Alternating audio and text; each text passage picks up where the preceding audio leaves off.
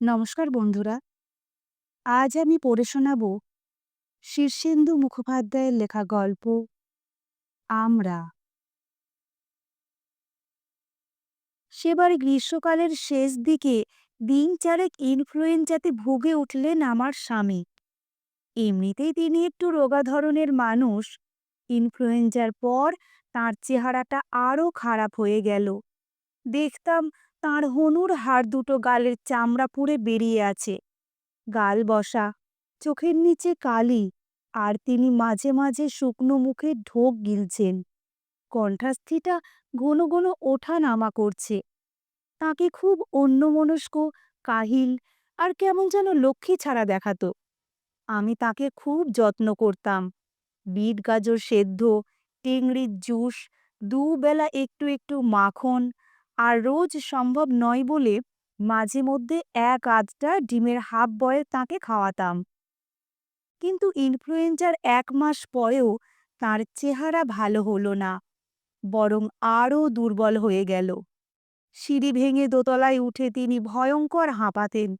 রাত্রিবেলা তাঁর ভালো ঘুম হতো না, অথচ দেখতাম সকালবেলা চেয়ারে বসে চায়ের জন্য অপেক্ষা করতে করতে তিনি ঢুলছেন, কষ বেয়ে নাল গড়িয়ে পড়ছে।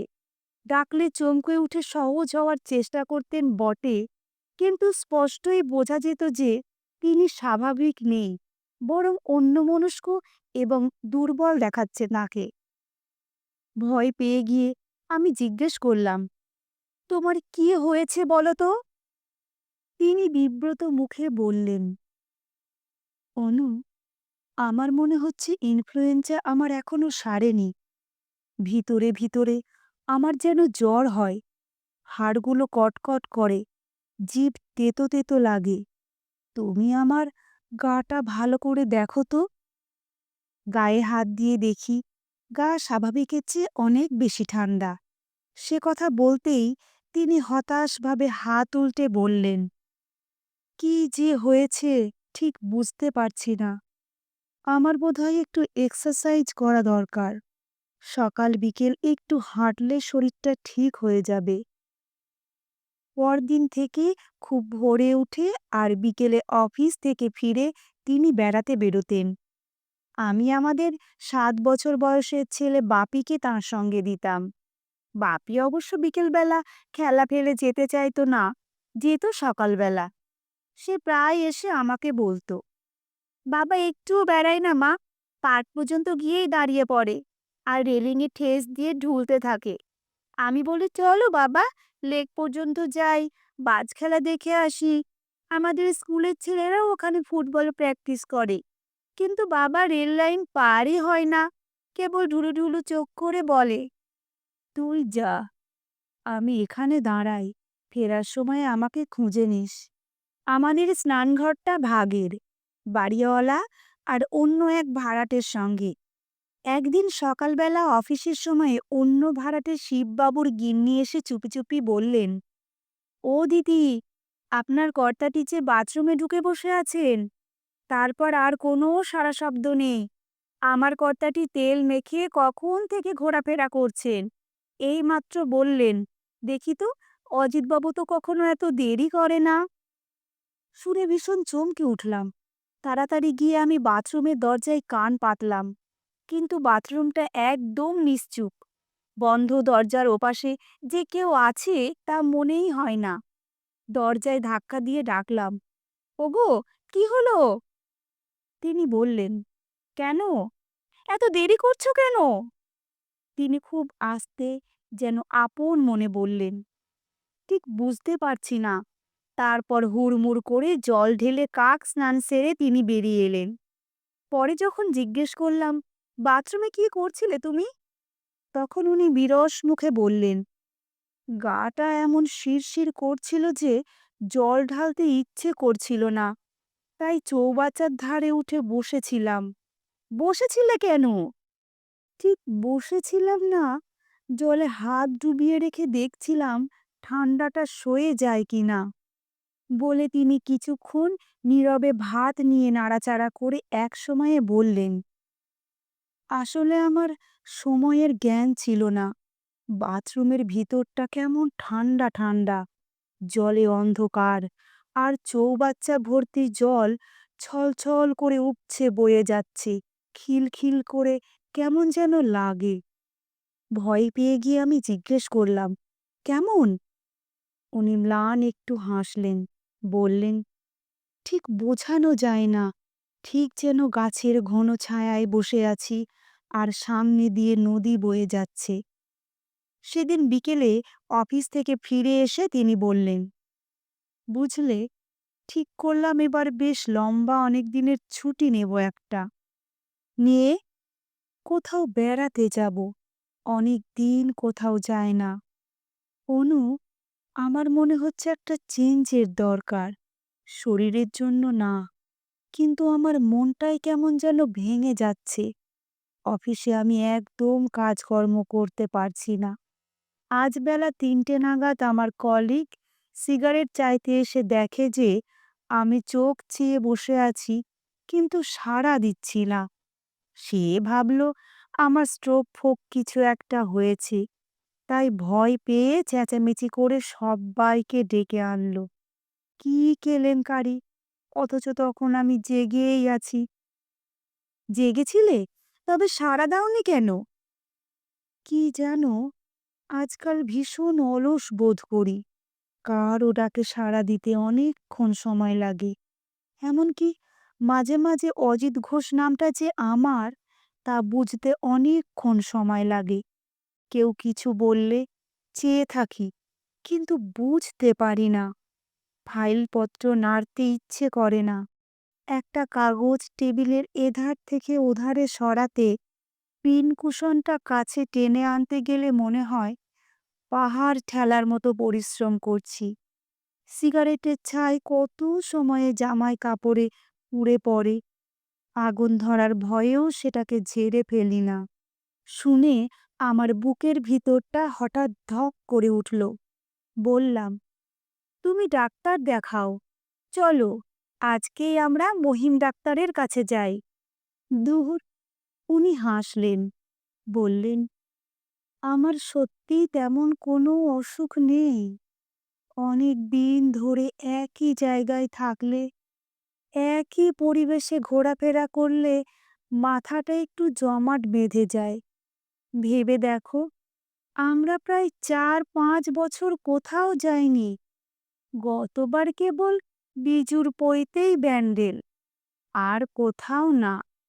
চলো, কাছাকাছি কোনো সুন্দর জায়গা থেকে মাসখানেক একটু ঘুরে আসি, তাহলেই সব ঠিক হয়ে যাবে। এমন জায়গায় যাব সেখানে একটা নদী আছে, আর অনেক গাছগাছালি। আমার স্বামী চাকরি করেন অ্যাকাউন্ট্যান্ট অফিসে, কেরানি। আর কিছুদিন বাদেই তিনি সাব অর্ডিনেট অ্যাকাউন্ট সার্ভিসের পরীক্ষা দেবেন বলে ঠিক করেছেন। অঙ্কে তার মাথা খুব পরিষ্কার। বন্ধুরা বলে অজিত এক চান্সে বেরিয়ে যাবে। আমারও তাই বিশ্বাস। কিছুদিন আগেও তাকে পড়াশুনো নিয়ে খুব ব্যস্ত দেখতাম। দেখে খুব ভালো লাগতো আমার। মনে হতো ওর যেমন মনের জোর, তাতে শক্ত পরীক্ষাটা পেরিয়ে যাবেনি।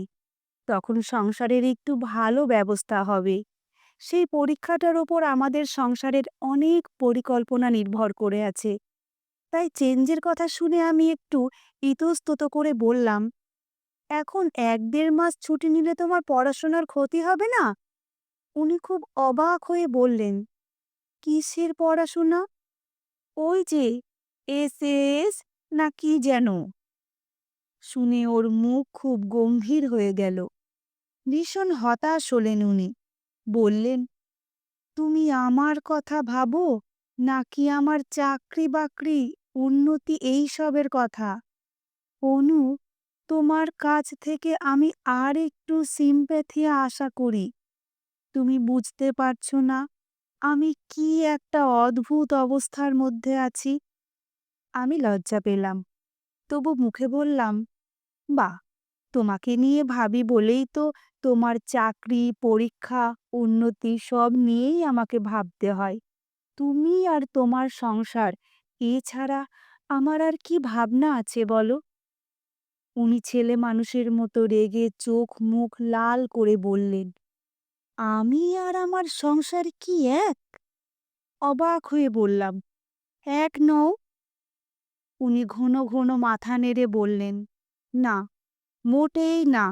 সেটা বোঝো না বলেই তুমি সব সময় আমাকে সংসারের সঙ্গে জড়িয়ে দেখো, আলাদা মানুষটাকে দেখো না। হেসে বললাম, তাই বুঝি? উনি মুখ ফিরিয়ে বললেন, তাই। আমি যে কেরানি তা তোমার পছন্দ না। আমি অফিসার হলে তবে তোমার শান্তি। এই আমি তোমাকে বলে দিচ্ছি, আমি চিরকাল এই রকম কেরানিই থাকব। তাতে তুমি সুখ পাও আর না পাও। থাকো না, আমি তো কেরানিকেই ভালোবেসেছি, তাই বাসব। কিন্তু উনি এ কথাতেও খুশি হলেন না।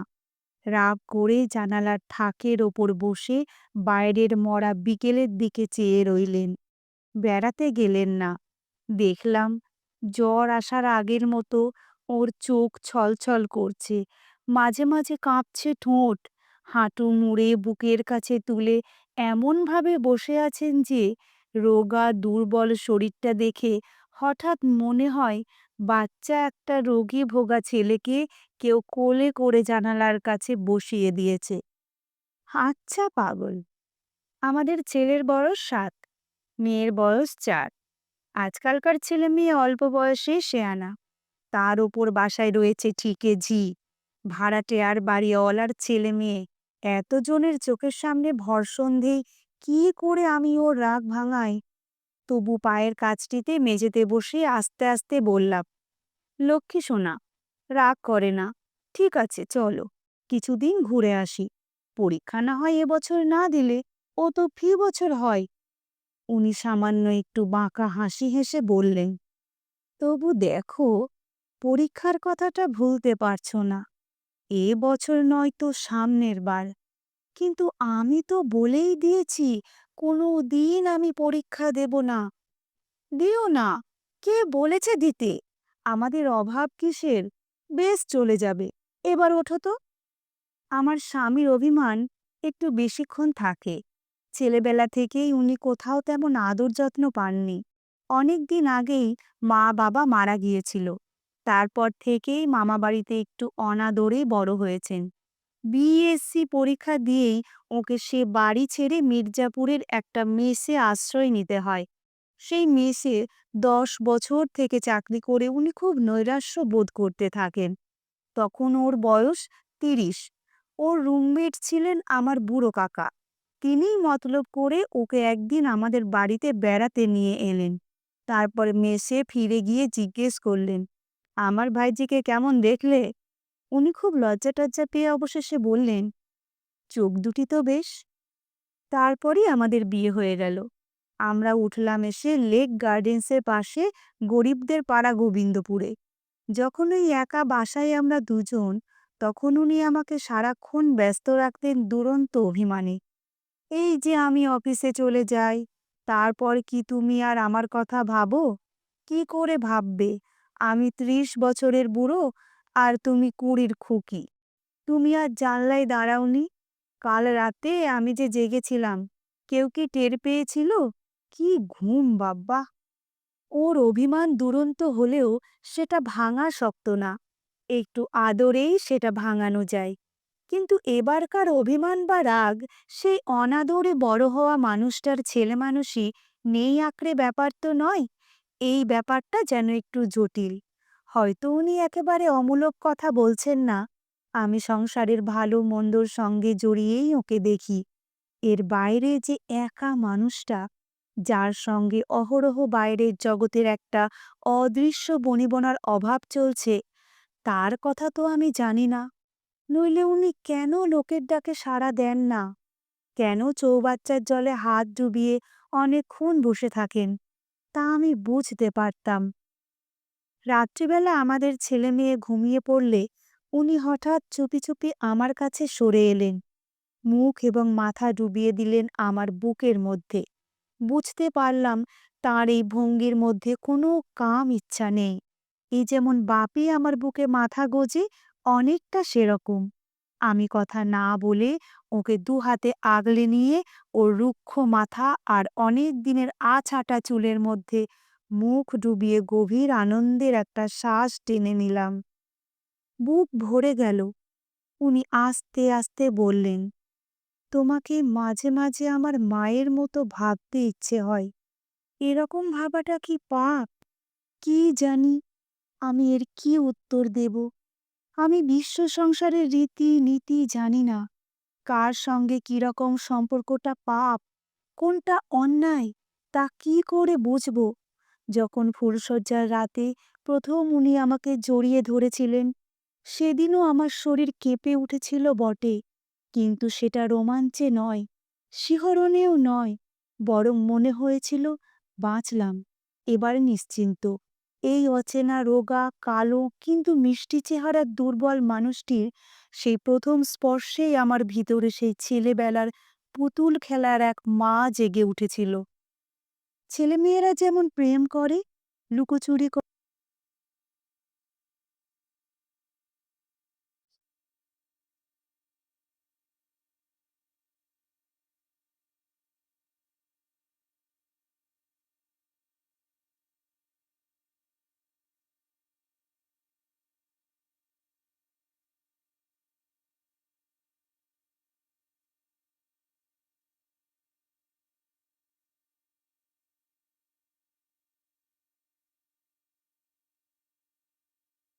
তুই আগে একবার কাঠের আলমারিটা কেনার সময় সত্যচরণের কাছে গোটা ৫০ টাকা ধার করেছিলাম।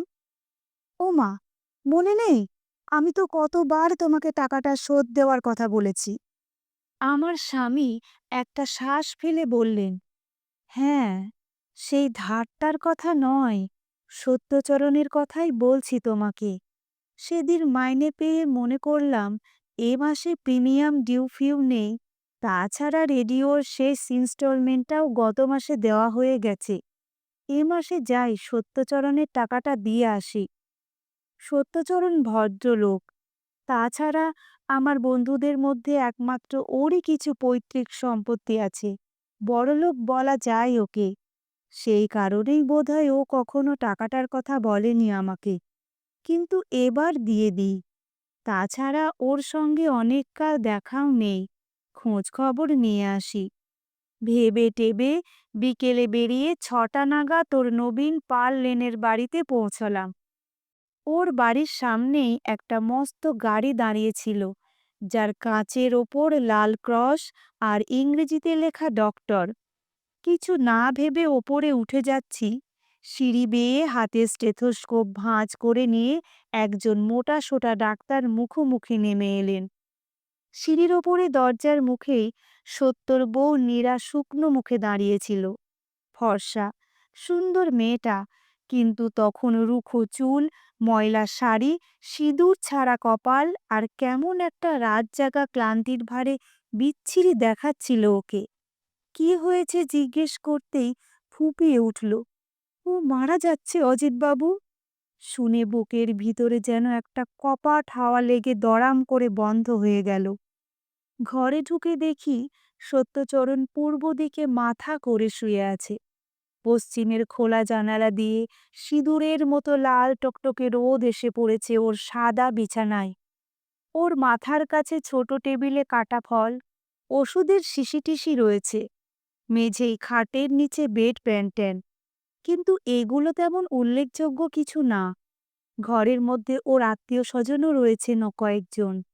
দুজন বিধবা মাথার দুধারে ঘোমটা টেনে বসে, একজন বয়স্কা মহিলা পায়ের দিকটায়, একজন বুড়ো মতো লোক খুব বিমর্ষ মুখে সিগারেট খাচ্ছেন জানালার কাছে দাঁড়িয়ে। দুজন অল্পবয়সী ছেলে নিচু স্বরে কথা বলছে, দু একটা বাচ্চাও রয়েছে ঘরের মধ্যে।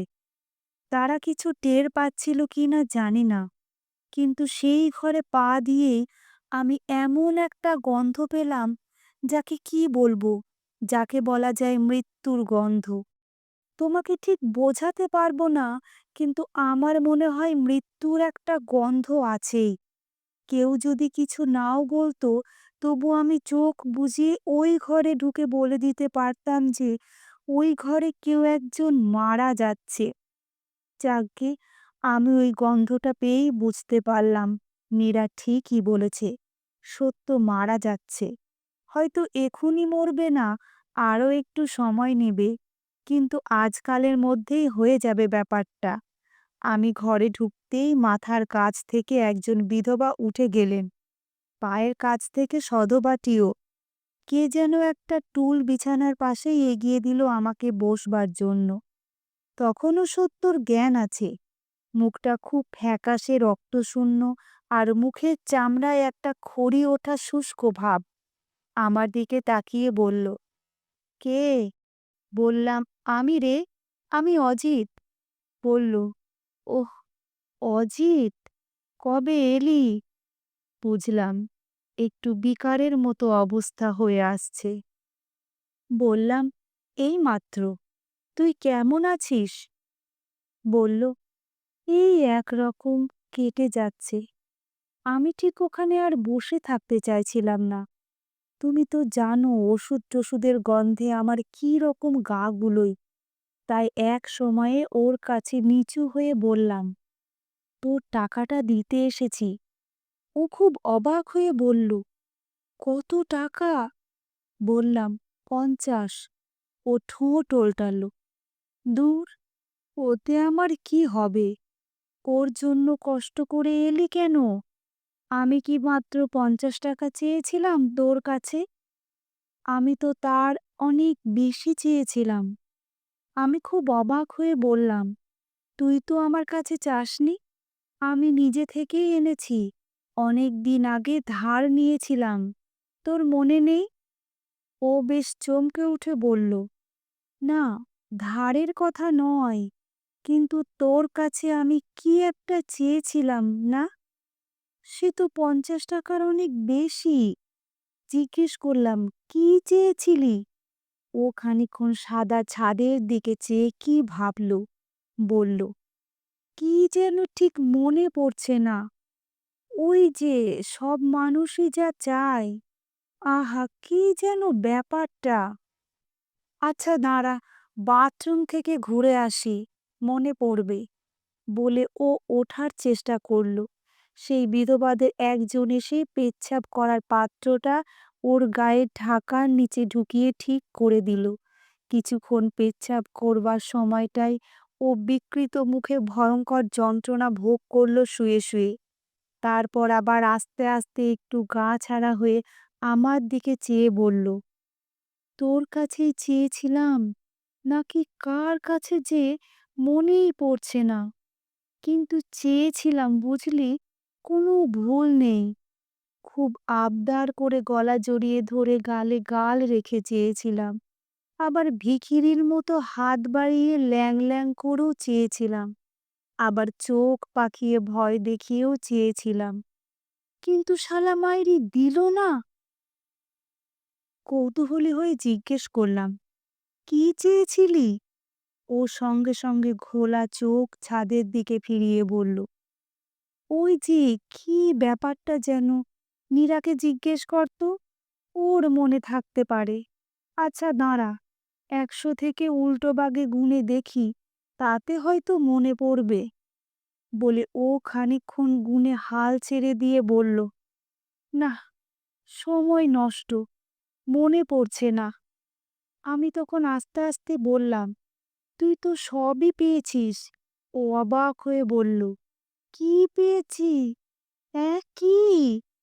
আমি মৃদু গলায় বললাম, তোর তো সবই আছে, বাড়ি, গাড়ি, ভালো চাকরি, নীরার মতো ভালো বউ, অমন সুন্দর ফুটফুটে ছেলেটা দার্জিলিংয়ে কনভেন্টে পড়ছে, ব্যাংকে টাকা, ইন্স্যুরেন্স। তোর আবার কি চাই? ও অবশ্য ঠোঁটে একটু হাসল, হলুদ ময়লা দাঁতগুলো একটুও চিকমিক করল না। ও বলল, এসব আমি তো পেয়েছি, কিন্তু এর চেয়ে বেশি আর একটা কি যেন বুঝলে, কিন্তু সেটার তেমন কোনো অর্থ হয় না। যেমন আমার প্রায় ইচ্ছে করে একটা গাছের ছায়ায় বসে দেখি সারাদিন একটা নদী বয়ে যাচ্ছে, অথচ ওই চাওয়াটার কোনো মাথা মুন্ডু হয় না। ঠিক সেই রকম কি যেন একটা, আমি ভেবেছিলাম তুই সেটাই সঙ্গে করে এনেছিস, কিন্তু না তো। তুই তো মাত্র ৫০টা টাকা, তাও মাত্র যেটুকু ধার করেছিলি। কিন্তু কি ব্যাপারটা বলতো? আমার কিছুতেই মনে পড়ছে না। অথচ খুব সোজা, জানা জিনিস সবাই চায়। আমার স্বামীকে অন্ধকারে খুব আবছা দেখাচ্ছিল। আমি প্রাণপণে তাকিয়ে তার মুখের ভাবসাব লক্ষ্য করার চেষ্টা করেছিলাম, কিন্তু কিছুই বুঝতে পারছিলাম না। উনি একটু বিমনা গলায় বললেন, অনু, সত্যচরণের ওখান থেকে বেরিয়ে সেই রাত্রে প্রথম বর্ষার জলে আমি ভিজেছিলাম। তুমি খুব বকেছিলে, আর পরদিন সকাল থেকেই আমার জ্বর। মনে আছে? আমি মাথা নাড়লাম। সত্যচরণ তার ৩ দিন পর মারা গেছে। সেই কথাটা শেষ পর্যন্ত বোধহয় তার মনে পড়েনি।